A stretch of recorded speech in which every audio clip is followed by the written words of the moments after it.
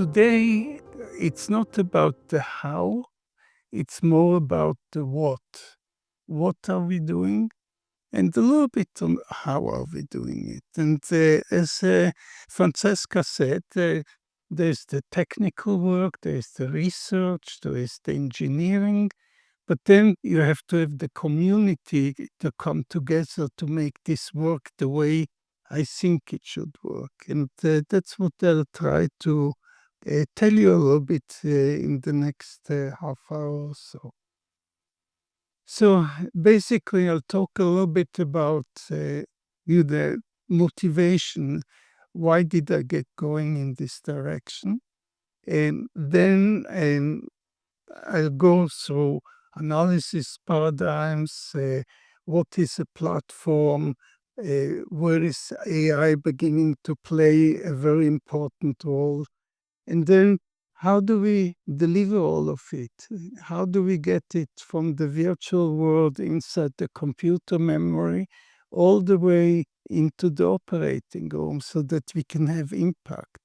Now, that's not the only way you can do impact in medicine, but that's the one that I've ended up working on most. So, let's go. So again, it all starts with medical imaging. And medical imaging has revolutionized parts of medicine.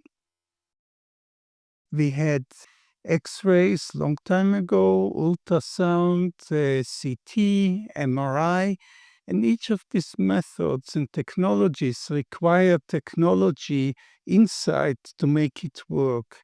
And as technology and computational performance increases, so increase the capabilities of what you can do in this environment. But then when I started working on it in the mid-80s, so I was collaborating with computer scientists and people that were working on computer vision. And so we did some work, and then it started, we have a paper, let's move on to the next paper, because that's the reward system in academia. You write papers, and papers allow graduations, and then people move on with their lives. And there is a good reason why it is like this, but if you want to use the results of this research, then you need to be able to take what the grad student or postdoc did and use it. And it turns out that there is a huge barrier to this. So an algorithm is a very early stage prototype. It's fragile, it doesn't work unless all the conditions are exactly right, which is usually just one time when there is time for doing the thesis defense. And otherwise, it's not. And that's good enough for academic purposes if the goal is to basically graduate well-educated PhDs. So you have tools, but tools are not enough. You need to be able to use it. And you need to make those algorithms usable by someone else. And so I learned early on to tell the students and postdoc, it only exists when it runs with my data on my computer. If it runs on your computer, that's good. It's a start point, but it's not really what I need. And so that's the direction I wanted to go. And I learned it because I got frustrated. I really wanted to use the technology and I couldn't. And I don't like being frustrated. So that's where the motivation started to develop a software platform. Now, of course, I'm in academia, so I still need to publish. Otherwise, they say no promotion, because the promotion criteria always hinge around having enough high impact publications. And so essentially I tried to do it as a kind of sideline, so to speak. I was publishing papers because that's what I needed to do. But then the sideline, I spent time working with engineers to develop a software platform. And after several attempts, because I tried to convince people and they basically said, I can't do that. And so eventually I found a student that was fearless enough to try it, and that was Dave Gehring. And the first version of the software that I had was essentially his master's thesis. And then, of course, potentially this is again the problem. It lives on his laptop. So how do I get it to a point where it's not on his laptop? And that took about 5 years, where at that point I had a larger center grant where I could allocate some of the resources to do it. And that eventually led to the National Alliance of Medical Image Computing that Francesca mentioned, which started in 2005. And that program from NIH was intended to enable national computing platforms. And so that's why we called it National Alliance. But it had a mandatory sunset after 10 years. So how do you get something like this going if you know after 10 years it's gone? Because a project of that kind takes 5 years just to start. And so we spent a lot of time in the second half of the project, so years 6 to 10, trying to figure out how to do it. And we got to a point where we had a concept that we felt comfortable with. So that's kind of the trajectory. Now, let me go back and talk a little bit more, tiny little bit about science, because this talk is mostly not about science, but about other things. Now, when we look at the analysis paradigms, in our field in medicine, there are kind of two concepts. One is cohort analysis, where you have a cohort of 10,000 patients and you're looking for particular differences, let's say blood pressure and body weight. I'm using a very simplistic explanation, but still, this is cohort analysis. And we can learn about medicine through cohort analysis. But when you have a patient about to go into the OR, you don't have a cohort, you have one patient. And then the analysis requirements are very different. In a cohort analysis, you can afford to have algorithms that are kind of not completely precise, because you can compensate by having large numbers. And the imprecision becomes noise in the measurement. You have large enough numbers, you can compensate for noise. But when you have a patient that is about to go into the operating room, there is no room for that. You have to get it right. And if you don't get it right, you might cause damage. So you're using the same image data, but the boundary conditions are vastly different. And Slicer, a 3D Slicer, the software, is intended for subject-specific analysis.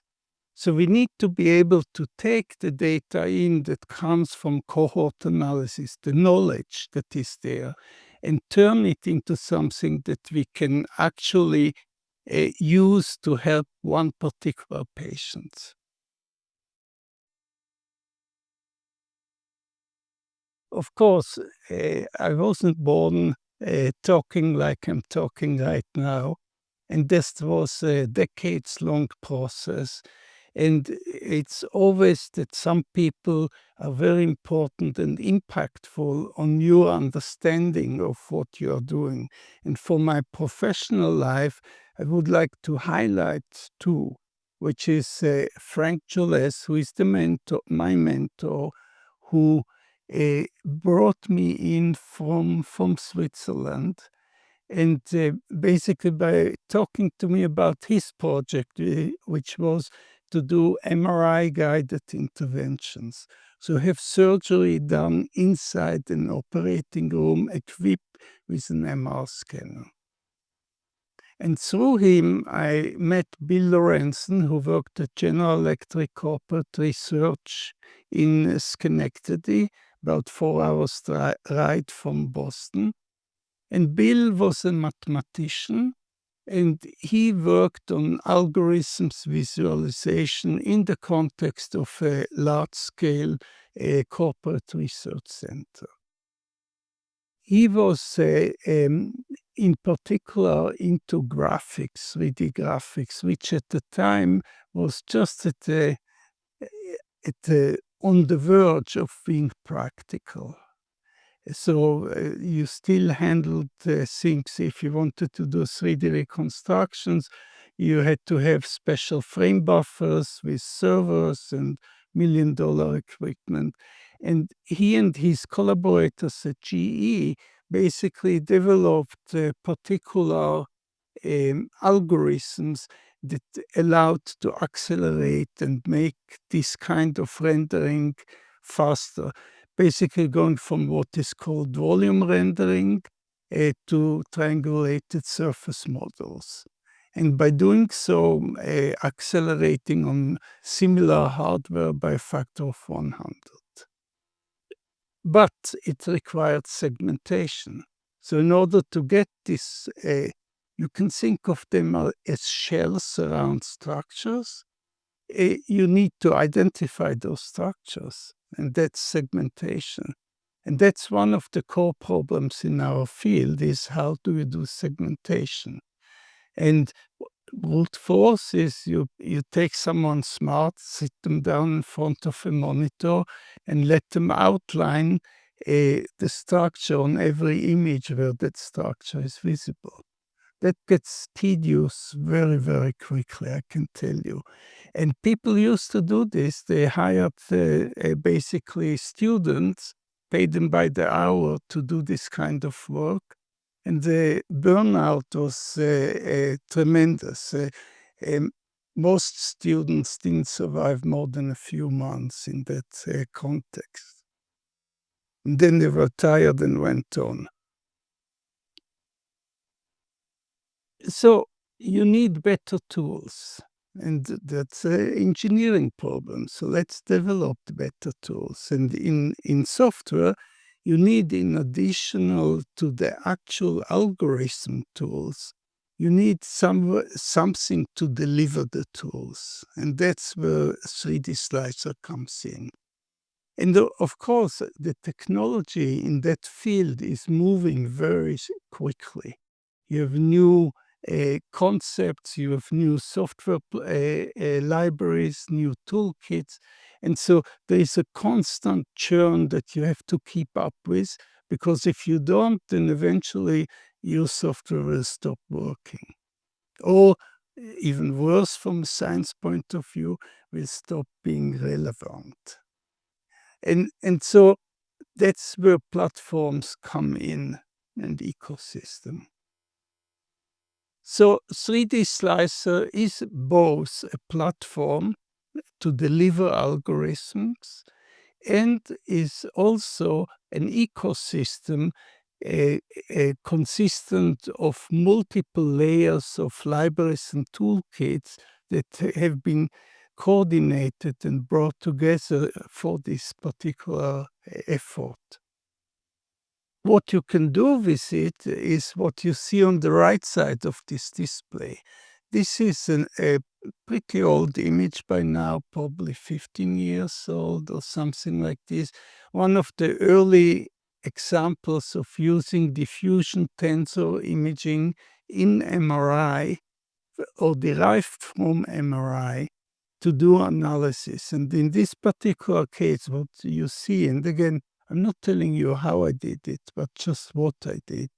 You see the green structure, that's the tumor. Do we see it? No. Okay.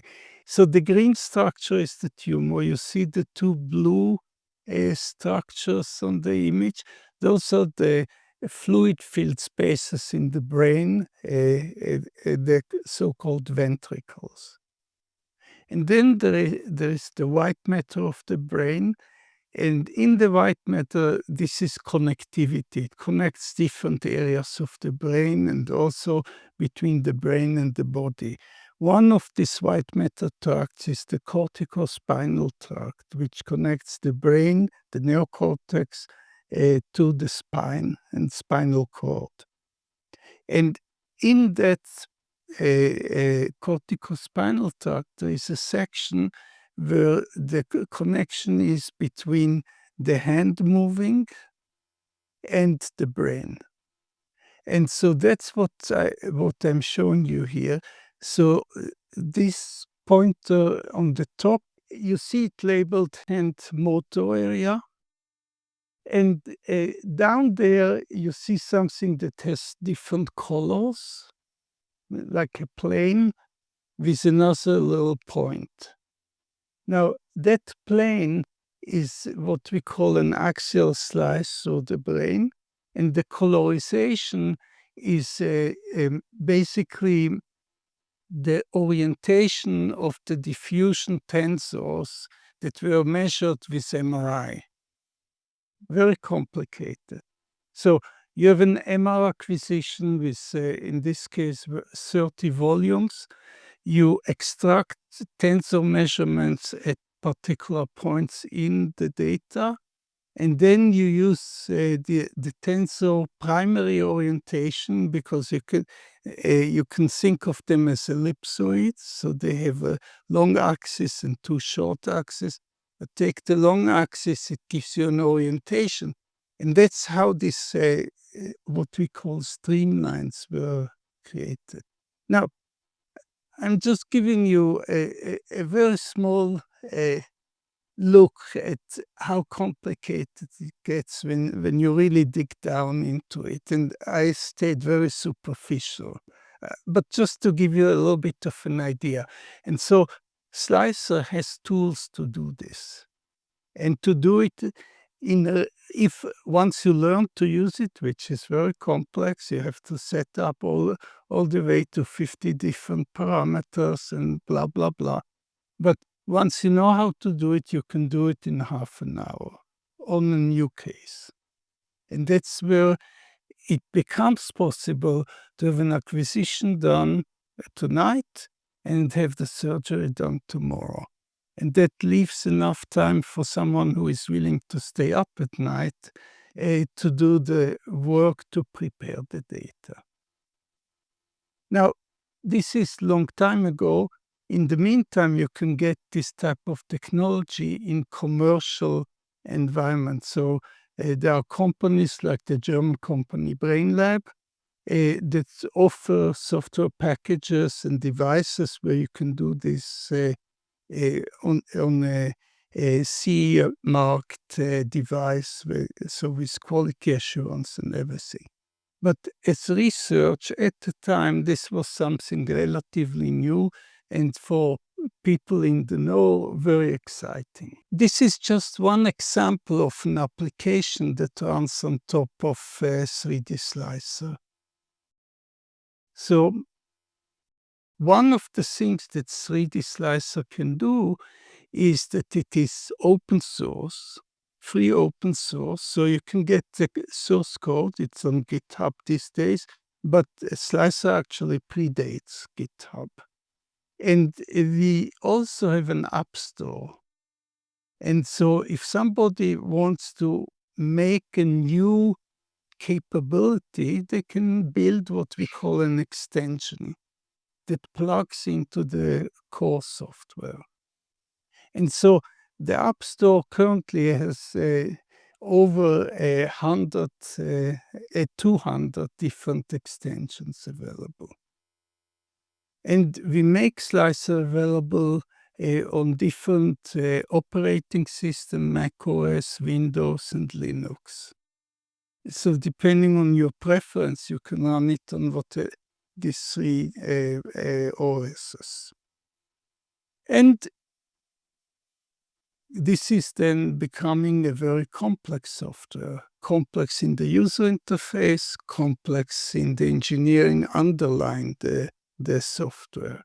And so we have a forum where people can communicate and talk to each other about issues around Slicer, both on the programming side and on the user side. In addition to the electronic capabilities like the discourse forum that we are using for this, we also have in-person events. These are the project weeks that Francesca mentioned in her introduction. We started doing them in 2005, and since then we have been doing them roughly every 6 months. And just 2 weeks ago, I was in Las Palmas de Gran Canaria, but not to take in the sun, but because that's where we had our project week. And the picture that you see here, the one on top, was done actually in Catanzaro in 2017, so 9 years ago. And there, Francesca was actually the host of the event, the local host. And so what is it? It's basically a working week. People come together to work on their own projects, but in an environment where all the senior designers are around for consultation and other people working on similar projects. And so there's an entire social engineering around it with preparation, Zooms, and then the actual event. And often spontaneously people form groups and go to dinner together or spend time otherwise. So it's a social part as well, which is important because that allows people to know each other. And then they can talk to each other by electronic means down the road because they know the other person. So it again lowers the barrier for communication. AI is right now revolutionizing everything, uh, not just in the field of medical image computing, but also in the field of medical image computing. I think so the algorithms have been around for a long, long time. I mean, the basic algorithms, I believe, is late 40s, early 50s, that people have come up with the basic algorithms. And at the end, it's all statistics, just very complex statistics. So a lot of computations need to be done to train an artificial neural network and to basically then use it to do an analysis based on the training. The training is most computationally expensive. The analysis that follows, which the people in the field called inference, is less computationally demanding, but only less, not computational demanding. So in our field, there are kind of two classes of algorithms that I want to mention here in terms of segmentation. So again, segmentation is the process of identifying objects in the data that we have. So the left lung, the right lung, and so on are such objects. So we have two classes of algorithms individually. One is interactive segmentation, and the other is automated segmentation. And the interactive segmentation is for subject-specific analysis and many other things, not limited to this, but including this.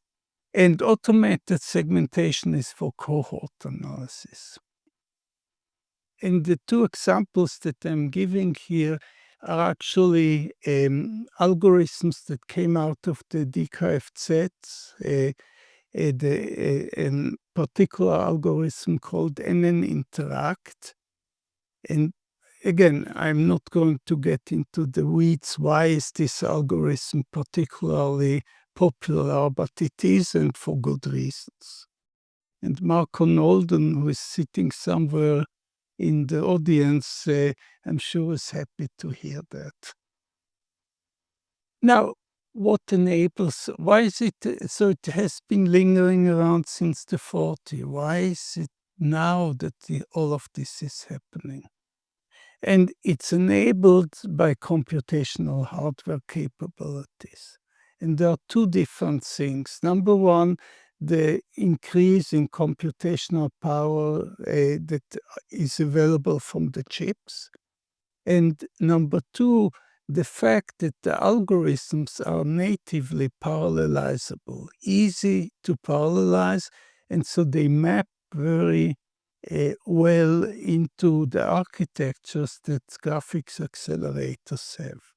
And I apologize to the non-technical people in the audience, but that's about as much technical as I'll get. But again, so GPU acceleration is at the core of what makes the difference. We had in the lab in the early 2000s a connection machine, which at the time was a $2 million machine, a supercomputer, and it could run a neural net with 2 hidden layers. Today's algorithms like Google Gemini and ChatGPT, they have hundreds of hidden layers. And that means you have to have unbelievable computational horsepower to be able to run these algorithms. And so that's the enabling capability that turned the algorithms from academic curiosity into something that impacts today almost every aspect of our lives. Now, in our field, just as the concept again, so you train on a large cohort, and then once you train on a large cohort, you apply the knowledge that was reposited in that trained neural networks to an individual data set. So what you see here is a data set that I extracted from one of the public data sets that I'll briefly mention in a few minutes. And so it's a CT data set. In the center at the bottom, you see the colors overlaid over the grayscale image. Those are different structures. One is the liver, one is the heart. In the center, you see some of the vessels in light blue. And then using this trained algorithm, we apply it to this particular data set that you see here. Now, this is a patient who had the left kidney removed. So this patient has only one kidney. And the algorithm wasn't trained on one kidney patients or subjects, but in general, but it was able to learn enough to know, okay, there is no kidney here. And so you see this rendering on the right side of the display, where if you are in the medical field, you will see that the kidney is missing on the left side. And so the algorithms are sufficiently robust to be able to do this. Now, you need for this big data sets. Where do you get the big data sets? You get them from people who acquire big data sets. And of course, there is a tension there because you would like to make these data sets publicly available so that people can use them to train their algorithm and to test other people's algorithms. But at the same time, you have to be respectful of patient confidentiality. You don't want to expose things that the patients wouldn't want. And so there is a certain tension on how to do it properly.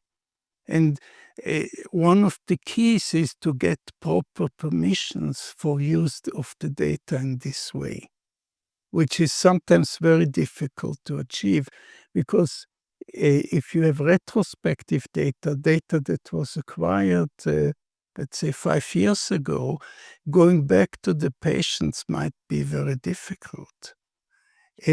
And to do prospective acquisition is potentially very costly and requires a lot of work. So data of that type and quality is scarce. So NIH basically in the US, and in particular not NIH in general, but NCI, National Cancer Institute, initiated more than 10 years ago an initiative to basically develop the Cancer Research Data Commons. And that's a cloud-based activity. And I'm together with Andrei Fedorov, the co-PI for one aspect of that CRDC, which is the Image Data Commons. And the Image Data Commons basically takes different types of medical image data, both MRI and CT, but also microscopy. And we convert everything into a standard data model, which is called DICOM, which is an established standard adopted by industry as well. And that makes it possible to search the data. So you can search across the entire data collections that we have. When you try to get into the weeds, it gets very complicated very quickly. So on the surface, it's very simple. Have a little repository where you have data and make the data available so people can use them for research purposes. In reality, IDC is a 7 year by now and about a $12 million project just to get that particular infrastructure in place. But it means that you can go to IDC, you see the URL over there, and basically look at data, find the data that you want, if it's there, and then download it and use it for whatever purpose you want. And this is, again, a research-enabling technology, and it allows to go to scale. So as a demonstration of the capability, we ran a study with 25,000 CT data sets. And we had for each, 25,000 subjects and up to 4 data sets per time points per subject. So over 100,000 CTs that we ran basically as a batch job, so processing, doing the kind of labeling that you see on the right side. That's possible today. 5 years ago, it wouldn't have been possible. So this is, if you're in the cohort analysis business, this is absolutely exciting change of a very fundamental change of what you can do. And as I showed you with this small example where the algorithm was able to do a very good segmentation, even though one kidney was missing, it didn't get confused by it. So you can use it for a patient data where there is pathology if you have the right algorithms. So again, you start with the cohort, you do the subject-specific analysis, and you use Slicer to deliver.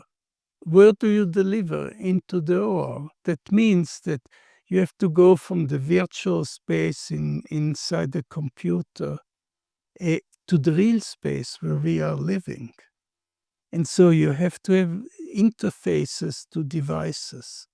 And so we added that to Slicer. conceptually what you see here, you see what we would like to do is an overlay like this. Today we call it augmented reality. At the time when we did it in the mid-90s, there was nobody used that term yet.